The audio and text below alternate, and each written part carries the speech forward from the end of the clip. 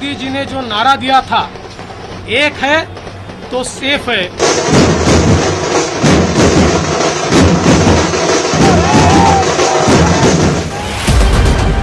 एकजुटता, एक है तो और बटे थे तो बटे थे। अब बटेंगे नहीं तो कटेंगे भी, एक रहेंगे, सेफ रहेंगे।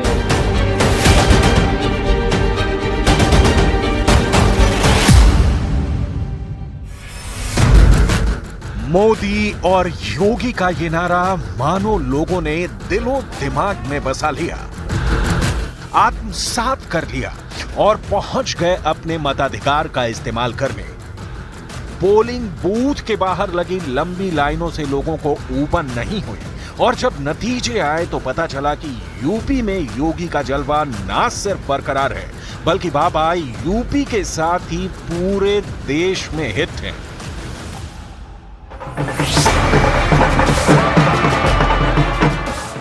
यूपी की 9 विधानसभा सीटों फूलपुर, मझवा, गाजियाबाद, कुंदरकी, खैर, कटेहरी की विधानसभा सीट बीजेपी के खाते में आई। मीरापुर सीट बीजेपी की सहयोगी आरएलडी के खाते में गई। वहीं 2 सीटें सीसामऊ और करहल में सपा को जीत मिली है। 9 सीटों पर हुए उपचुनाव में योगी ने 7 सीटें जीतकर बीजेपी की झोली में डाल दी। फूलपुर से बीजेपी के दीपक पटेल जीते, मझवा से बीजेपी की सुचस्मिता मौर्य ने जीत दर्ज की, गाजियाबाद से बीजेपी के संजीव शर्मा को विजयश्री मिली, कुंदरकी से बीजेपी के रामवीर सिंह जीते, खैर सीट से सुरेंद्र दिलेर ने बाजी मारी, कटेहरी सीट से बीजेपी के धर्मराज निषाद जीते, मीरापुर से आरएलडी की मिथिलेश पाल जीती। सीसामऊ से नसीम सोलंकी विधानसभा पहुंचने में कामयाब रहे, जबकि करहल से सपा के तेज प्रताप सिंह यादव को जीत मिली।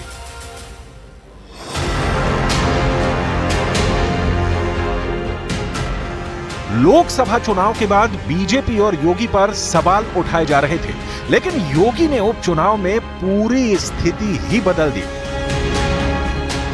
चुनाव के ऐलान से पहले और बाद में योगी ने उन सीटों पर फोकस किया जहां बीजेपी का जीतना मुश्किल था।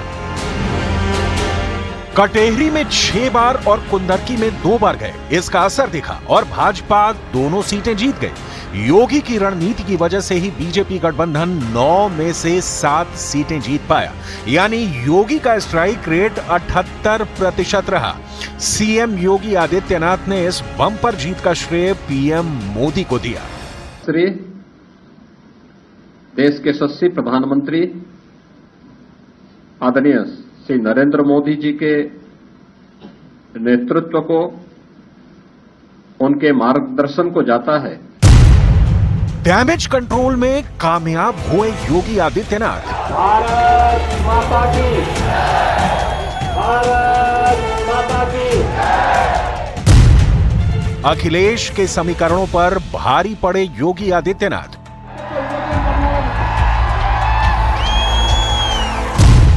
उपचुनाव में योगी आदित्यनाथ का जबरदस्त स्ट्राइक रेट। यूपी की 9 सीटों पर उपचुनाव सीएम योगी आदित्यनाथ की साख के लिए बेहद अहम थे।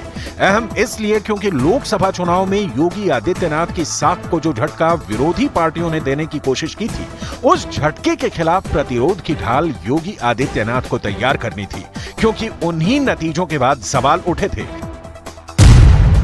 कि यूपी में योगी मॉडल को लोगों ने नकार दिया, योगी वोटों के बिखराव को रोकने में नाकामयाब रहे, योगी पीडीए के फॉर्मूले की तोड़ नहीं निकाल पाए, योगी की वजह से बीजेपी में टकराव के हालात बन गए और सबसे अहम बात यह कही कि यूपी में जनता ने योगी के नेतृत्व को दरकिनार कर दिया।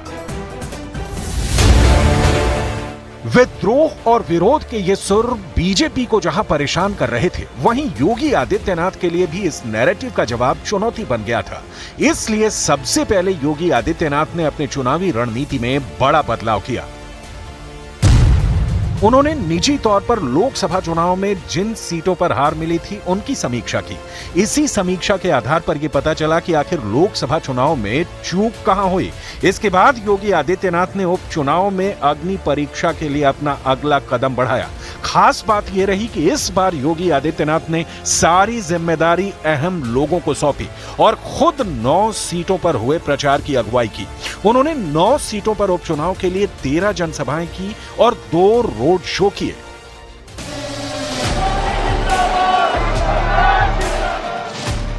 इस दौरान उन्होंने हर जनसभा में हिंदू एकता के नारे का जिक्र किया और इस नारे का असर ऐसा हुआ कि 60% मुस्लिम आबादी वाली सीट कुंदरकी पर भी योगी आदित्यनाथ ने बाजी पलट दी। 1993 के बाद से यह सीट बीजेपी कभी नहीं जीत सकी थी। लगातार 12 सालों से समाजवादी पार्टी इस सीट पर काबिज थी। व्यक्ति को अपनी जड़ और अपनी मूल की याद आती है और मुझे लगता है कि जो लोग कभी भूले भटके रहे होंगे उन सबको, किसी को अपना गोत्र याद आया होगा, किसी को अपनी जाति याद आई होगी। धन्यवाद। और विरासत पर यह विजय विरासत की विजय है और कुंदरकी की यह विजय बताती है कि आने वाले समय में समाजवादी पार्टी कहां जाने वाली है। लेकिन योगी आदित्यनाथ की स्ट्रेटजी ने अखिलेश के पीडीए वाले समीकरणों को भी ध्वस्त कर दिया, जिसका नतीजा यह हुआ कि यूपी उपचुनाव में योगी आदित्यनाथ का स्ट्राइक रेट 70% से ज्यादा हो गया। अब आप देखिए उन 9 सीटों का ब्यौरा जिस पर उपचुनाव हुआ। वर्ष 2022 में सीसामऊ, कटेहरी, करहल और कुंदरकी सपा के पास थी, जबकि 2024 में सीसामऊ और करहल को छोड़कर सभी सीटों पर योगी ने जीत का झंडा गाड़ दिया है। यही नहीं, बीजेपी ने सीसामऊ और करहल की विधानसभा सीट पर भी अपने वोटों में इजाफा किया है। सबसे पहले देखिए करहल सीट का हाल। एसपी के तेज प्रताप यादव को कुल 1,04,304 वोट मिले, जबकि बीजेपी के अनुजेश यादव को मिले 89,579 वोट। जीत का अंतर रहा 14,275। अब देखिए सीसामऊ सीट का हाल। 2024 उपचुनाव में सीसामऊ से एसपी के नसीम सोलंकी को जीत मिली। नसीम सोलंकी को 69,714 वोट मिले, जबकि सुरेश अवस्थी को 61,150 वोट। जीत का अंतर रहा 8,564। अब फूलपुर के नतीजों को देखिए। बीजेपी के दीपक पटेल ने यहां से जीत दर्ज की है। दीपक पटेल को कुल 78,289 वोट मिले, जबकि उनके प्रतिद्वंदी मुस्तफा सिद्दीकी को 66,984 वोट मिले। बीजेपी प्रत्याशी दीपक पटेल की जीत का अंतर रहा 11,305। लोकसभा चुनावों के बाद चुनावी पंडितों ने यह मान लिया था कि हिंदू वोट बैंक बिखर गया, हिंदू वोट बैंक कांग्रेस और समाजवादी पार्टी के बीच में बंट गया। लेकिन मुख्यमंत्री योगी आदित्यनाथ ने चुनावों के दौरान मंच से बटेंगे तो कटेंगे और एक रहेंगे तो सेफ रहेंगे का नारा दिया और ये बीजेपी के लिए गेम चेंजर साबित हुआ और नतीजे सबके सामने हैं। यूपी के मझवा में बीजेपी की सुचिस्मिता मौर्य ने बाजी मारी है। सुचिस्मिता मौर्य को कुल 77,737 वोट मिले, जबकि उनके प्रतिद्वंदी एसपी के ज्योति बिंद को 72,815 वोट मिले। जीत का अंतर रहा 4,922। मीरापुर में आरएलडी की मिथिलेश पाल को 84,304 वोट मिले, जबकि एसपी के सुम्बुल राणा को 53,508 वोट। जीत का अंतर रहा 30,796। चुनाव के नतीजों के बाद मुख्यमंत्री योगी आदित्यनाथ को लेकर जो तरह तरह की बातें की जा रही थी, अब उन बातों पर विराम लगता दिख रहा है। कटहरी और कुंदरकी जैसी सीटों पर भाजपा ने 3 दशक के बाद जीत हासिल की है। इससे यह साफ जाहिर होता है कि मुख्यमंत्री योगी आदित्यनाथ के नेतृत्व और उनके सरकार के कामकाज पर जनता ने मुहर लगा दी है। उपचुनाव के इस नतीजे के बाद मुख्यमंत्री योगी आदित्यनाथ की ब्रांड वैल्यू में कई गुना इजाफा हुआ है। मुख्यमंत्री योगी आदित्यनाथ का कद और ऊंचा हुआ है। कुंदरकी में हुए उपचुनाव में बीजेपी के रामवीर सिंह को जीत मिली है। रामवीर सिंह को कुल 1,70,371 वोट मिले। वहीं सपा के मोहम्मद रिजवान को 25,580 वोट मिले। जीत का अंतर रहा 1,44,791। गाजियाबाद से बीजेपी के संजीव शर्मा ने जीत हासिल की है। संजीव शर्मा को कुल 96,946 वोट मिले, जबकि सपा प्रत्याशी सिंह राज जाटव को 27,595 वोट मिले। बीजेपी प्रत्याशी संजीव शर्मा की जीत का अंतर रहा 69,351। खैर, विधानसभा उपचुनाव में बीजेपी के सुरेंद्र दिलेर को 1,01,81 वोट मिले, जबकि सपा के चारुकैन को 61,788 वोट मिले। वोट का अंतर रहा 38,393।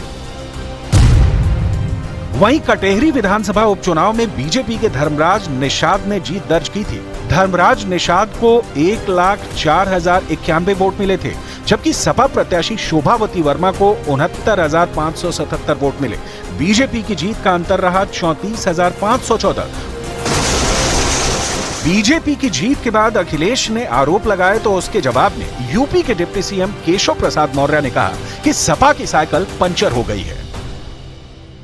ये नए जमाने की इलेक्ट्रॉनिक बूथ कैप्चरिंग का मामला है, जो कोर्ट की निगरानी में होने वाली मतगणना में कैमरे के सामने हेराफेरी कर सकते हैं। तो स्पष्ट है कि भारतीय जनता पार्टी के पक्ष में जनता का जो जनादेश है, वह संदेश है कि समाजवादी पार्टी की साइकिल पंचर हो चुकी है। उपचुनाव के नतीजों ने न केवल योगी के विरोधियों का मुंह बंद किया है, बल्कि 2027 विधानसभा चुनाव के लिए योगी को फायर ब्रांड नेता के रूप में पूरी तरह से स्थापित कर दिया है।